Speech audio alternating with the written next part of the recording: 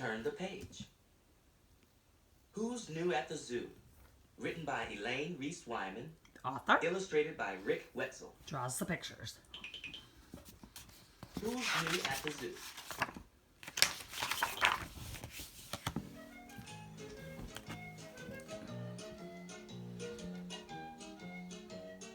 Who's New at the Zoo? Written by Elaine Reese Wyman. Illustrated by Rick Wetzel.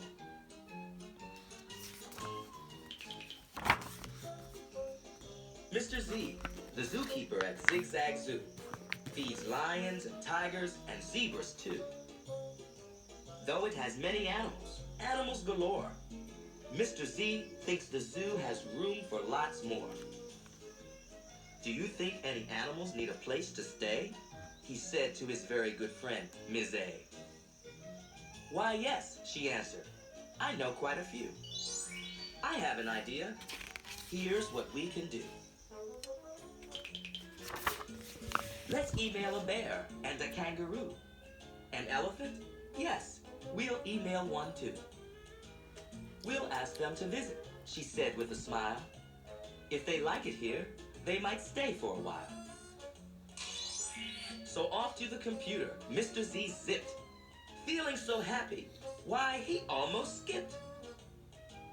With Ms. A's kind help, he typed a nice note. Here is the message that Mr. Z wrote.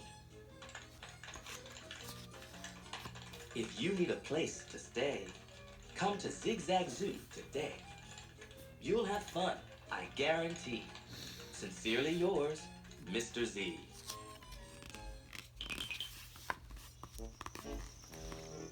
Day after day, they would wait and wait. Finally, some elephants arrived at the gate. Elephants from Africa, a dozen at least, tired and hungry, in need of a feast. Mr. Z rushed off to find them some food, knowing hunger can ruin an elephant's mood. But Mr. Z learned when he got back too late. A dozen elephants do not like to wait. A dozen elephants rushed into the zoo. Poor Mr. Z didn't know what to do. Elephants here, elephants there, elephants everywhere. Mr. Z said, this is my fault, I fear. My email message wasn't quite clear. There's room for just one of you here in this zoo. Just one and no more. It's sad, but it's true. The others had nowhere to go or to stay, and Mr. Z couldn't just turn them away. He called every zoo for miles around to see if elephant homes could be found. And when at last he was finally done, he found good homes for everyone.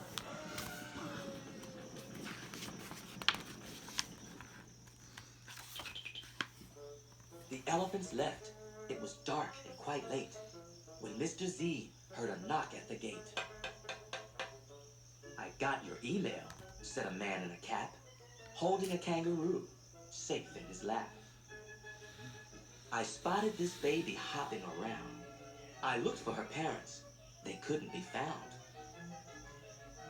All the way from Australia we flew to find her a home at Zigzag Zoo.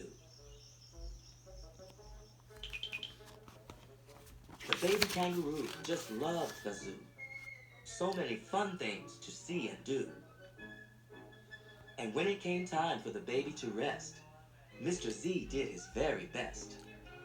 He made up a bed on a big, cushy couch, but the baby missed her mother's pouch. Mr. Z had to do something fast, or the kangaroo's visit wouldn't last. He took some cloth, cut it with clippers, and made a big pouch from fur and zippers. He unzipped the pouch, and the roo hopped right in. This bed is just perfect, he said with a grin. Now the baby would surely stay, with a pouch to sleep in and space to play. Then from Alaska, way up north, came a great white bear, pacing back and forth. The bear liked what Mr. Z gave him to eat, but he couldn't get used to the summer heat.